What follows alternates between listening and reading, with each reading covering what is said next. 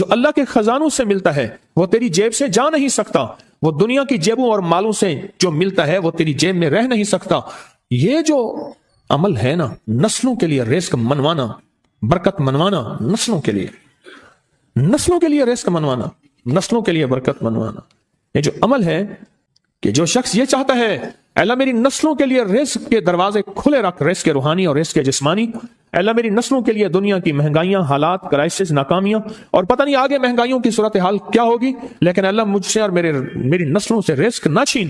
تو فرمایا اس شخص کو کہے، اس کو 40 منٹ ایسے وجدان، ایسے درد، ایسی کیفیت کہ کوئی دنیا کا کوئی فرد مجھے یاد نہ رہے سوائے اس کی ذات کریمی کے، اور اس کو دہرا دہرا دہرا دہرا، اس کو دہرا، اور کہا کہ میں نے وہ پڑھنا شروع کر دی، شیخ حامد کوفی کہتے ہیں کہ کوفہ میں ہمارے ہاں ایک رئیس تھا اور لوگ اس کے در سے کھاتے تھے اور لوگ اس کے در سے بہت لیتے تھے اور بہت سخاوت چلتی تھی، اور سنا تھا کہ اس کے والد بھی ایسے رئیس تھے اور سنا تھا اس کے دادا بھی ایسے رئیس تھے، اور یہ بات سنی تھی کہ اس کے دادا نے کوئی عمل کیا تھا، اور ایسا نہیں، دادا کے بڑوں نے کوئی ایسا عمل کیا تھا جس میں اللہ سے نسلوں کے لیے رزق اور رزق کے خزانے منوائے تھے۔ کتنے لوگ ایسے ہیں، مال دولت چیزیں، ایسے حالات اور گردش میں آئے کہ ناموری سے گمنامی میں چلے گئے۔ مجھے یاد ہے کہ میں ٹاؤن شپ میں ایک بندے سے ملا، یہ بات ہے آج سے کوئی 27-28 سال پہلے کم و بیش، ایسے چھوٹا سا کمرہ تھا اور مختصر سی 1-2-3 کرسیاں، ایک ٹوٹی سی میز، اور کہا کہ میں لاہور میں میرا سکہ چلتا تھا، میرا نام یہ ہے، نام مناسب نہیں، رازداری زندگی کا پہلا حصہ ہے، اور میرا نام یہ ہے، اور میرا اپنا ذاتی جہاز تھا، اور یہ مال تھا اور یہ چیز تھا، اور آج میرا حال یہ ہے کہ اگر میں دوائی لوں گا تو یہ بندہ پیسے دے گا جو ساتھ کھڑا تھا، میرے پاس دوا کے پیسے نہیں ہیں۔ مجھ سے ایک ہمارے مخلص ہیں، وہ کہنے لگے کہ میرے والد جن کے پاس جاب کرتے تھے ان کا بہت بڑا کاروبار تھا، انہوں نے اس دور میں 14,000 کی گاڑی لی تھی نئی، اور پھر 16,000 کی گاڑی لی، نئی گاڑی، کتنے کی؟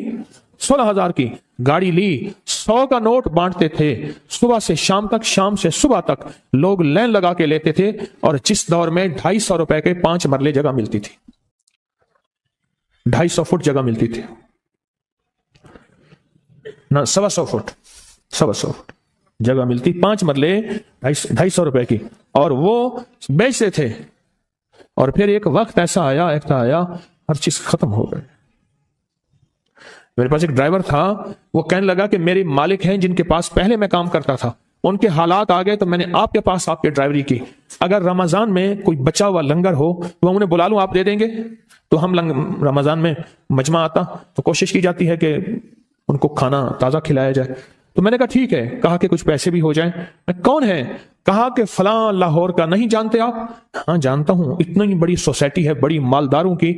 کہا یہ 28 مربع جگہ انہی کی تھی، اور آج سے 40 سال پہلے انہوں نے یہ جگہ بیچی تھی، اور اتنے کروڑوں میں اتنے میں بیچی تھی، اب وہ ایک چھوٹے سے مکان میں رہتے ہیں، سب کچھ ختم ہو گیا ہے، سب کچھ ختم ہو گیا ہے، اور ان کے گھر کھانا نہیں ہوتا، اور آپ اگر کھانا دیں گے تو ان کے گھر میں 2-3 وقت اچھا گزر جائے گا۔ میں اپنی نسلوں کے لیے تونگری منوا لے، اپنی نسلوں کے لیے رزق منوا لے، اپنی نسلوں کے لیے وسعت منوا لے، تو کہے کہ مال بہت ہے اور نسلوں کے کام آئے گا۔ مال رکھنا جائز ہے، حلال جائز ہے، لیکن یہ شرط نہیں ہے کہ وہ رہے گا یا نہیں رہے گا۔ یہ میرے ساتھ چوک ہے یہاں، کرتبہ چوک، یہاں 2 پلازے مجھے ایک بندے نے بتائے، اب اس کے نہیں ہیں، کہا یہ اور یہ اس بندے کا ہے، فلاں نام کے بندے کا، اور اس کا آج کچھ نہیں رہا۔ اب وہ جس کسائی سے گلبرگ میں ہے، یہاں لاہور میں، جس سے بہت من و گوشت آتا تھا اور بڑے بڑے رئیس دعوتیں پکتی تھیں، چپ کر کے جاتا ہے اور وہ کچھ پیسے اس کی مٹھی میں ڈال دیتا ہے اور وہ اس سے زندگی کا گزر بسر ہوتا ہے۔ میں یہاں لاہور میں فیروز پور روڈ پہ ایک جگہ گیا تو انہوں نے وہ جگہ پہ کھڑے ہو کے دکھایا، وہ سامنے جو بنگلہ ہے، میں نے کہا وہ تو محل ہے، کہہ رہے یہ اس بندے کا ہے، اب ایک کمرہ اس کو ہم نے دیا ہوا ہے اور وہ بنگلہ، وہ محل، وہاں وہ کھڑکی اس طرف کی بند رکھتا ہے کہ میری نظر اس پہ نہ پڑے، وہ سب کچھ اس سے چھن گیا ہے۔ سنیں، یاد رکھیں، جو اللہ کے خزانوں سے ملتا ہے وہ تیری جیب سے جا نہیں سکتا، وہ دنیا کی جیبوں اور مالوں سے جو ملتا ہے وہ تیری جیب میں رہ نہیں سکتا۔ یہ جو عمل ہے نا، نسلوں کے لیے رزق منوانا، برکت منوانا، نسلوں کے لیے رزق منوانا، نسلوں کے لیے برکت منوانا، یہ جو عمل ہے، بس اب میں نے آپ کو عرض کیا نا کہ آپ پوچھیں کتنا دن کریں گے، میں نے کہا دل خود بولے گا، من خود بولے گا، اندر خود بولے گا۔ میں نے آپ کو کچھ واقعات سنائے ہیں، بڑی بڑی ہستیوں کے واقعات، بڑی بڑی ہستیوں کے واقعات۔ یہ اس میں سعودی عرب مکہ مکرمہ میں ایک جگہ ہے، اس کا نام خالدیہ ہے سوسائٹی۔ میں وہاں ایک عرب سے ملا، شیخ ابو ترکی اسے کہتے تھے، تو اردو عربی تو مجھے آتی نہیں، بس تھوڑی بہت ایسے شدھ بدھ ہے، تو وہ تھوڑی ہی دیر میں کہتے تھے، ایسے اٹھتے تھے نا، کہتے تھے اللہم ایاک نعبد و ایاک نستعین۔ میری ان سے چند ملاقاتیں ہیں، بوڑھے تھے، بابے تھے، کہ ان کے بڑے آئے تھے، اصل میں خلافت عثمانیہ تھی تو ان کے بڑے ترکیہ سے آئے تھے، تو پھر مکے میں رہتے رہتے تو وہیں کے ہو گئے۔ ان کا جو خادم تھا وہ اردو بولنے والا تھا اور انڈیا کا تھا، اس سے میرا تعلق تھا۔ تو میں نے اس سے پوچھا، میں نے کہا تیرا جو ہے یہ بابا یہ کیوں پڑھتا ہے؟ یہ پتہ نہیں، میں سے پوچھ کیوں پڑھتا ہے؟ اس نے کہا جلالی بابا ہے تو کہے گا مجھ سے۔ میں نے کہا میرا کہے؟ اچھا، وہ میرے اشارے دیکھ رہا تھا، تو اس نے عربی سے پوچھا کیا کہتا ہے؟ اس نے ڈرتے ڈرتے کہا کہ جی آپ یہ کیوں پڑھتے ہیں؟ تو بڑا خوش ہو گیا، کہنے لگا پہلا بندہ ہے جس نے مجھ سے پوچھا، آج تو کسی نے پوچھا نہیں، پہلا بندہ ہے جس نے مجھے یہ پوچھا ہے۔ کہا جب ہم چھوٹے تھے ہمارے پاس بہت غربت تھی اور تنگ دستی تھی، تو میرے والد ہمیں بٹھا لیتے تھے اور ہم سورۃ فاتحہ پڑھتے تھے، اور جب پہنچتے تھے نا ایاک نعبد و ایاک نستعین پر، تو پھر اس کو میرے والد کہتے تھے دہراؤ، بہت زیادہ پڑھو، بہت زیادہ پڑھو، بہت زیادہ پڑھو، بہت زیادہ پڑھو۔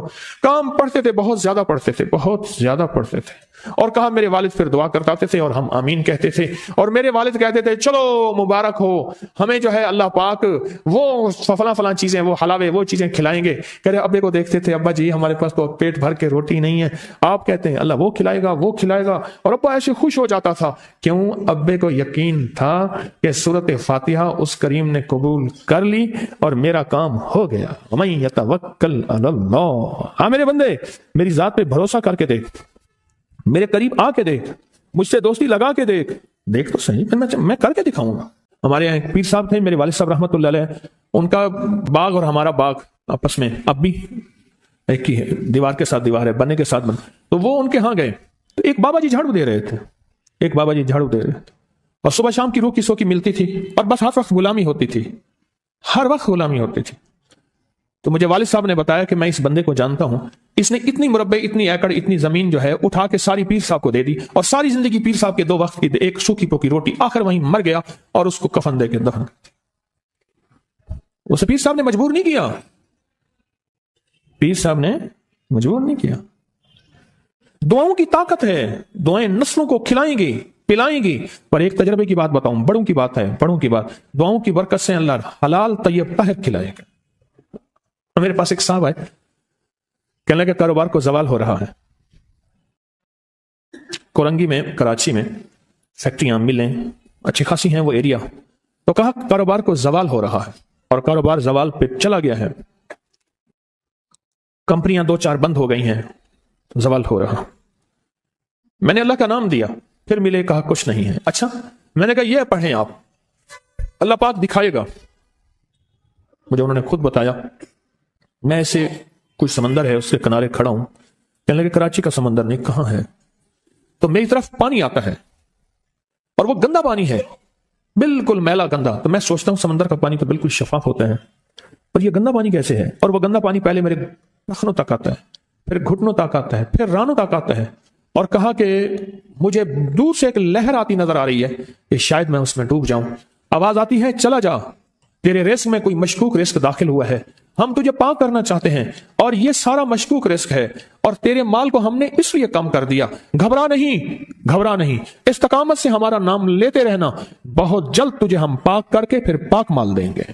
پاک کر کے، کیا عجیب بات ہے، پاک کر کے پھر پاک طیب طاہر مال دیں گے، گھبرا نہیں، ہمارا نام لیتے رہنا، تو ہو کسی بھی حال میں، تو ہو کسی بھی حال میں، تو ہو کسی بھی حال میں مولا سے لو لگائے جا، قدرت ذل جلال میں کیا نہیں گڑ گڑائے جا، چین سے بیٹھے کا اگر کام کے کیا رہیں گے پر، گونا نکل سکے گا مگر پنجرے میں پھڑ پھڑائے جا، بند ہے پنجرے میں نکل نہیں سکتا پر پھڑپھڑا تو صحیح، پھڑپھڑا تو صحیح، محنت تو کر، والذین جاہدوا فینا لنہدینہم سبلنا، ہماری راہوں میں محنت کر، ہمارے لیے اللہ کی طرف قدم اٹھا، ففروا الی اللہ، پھڑپھڑا تو صحیح۔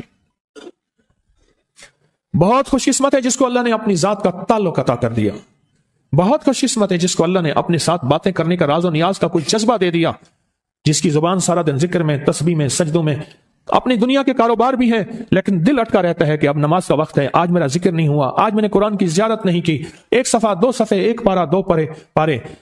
خوش قسمت انسان ہے آپ بہت نصیبوں والے ہیں، آپ بہت نصیبوں والے ہیں، یقین جانیں۔ دنیا کا خوش قسمت انسان وہ ہے، دنیا کا نصیبوں، بخت اور مقدر والا انسان وہ ہے دنیا کا جس کو اللہ پاک کہے تو ہو اور میرا نام ہو، بس وہ درود پاک کی شکل میں ہے۔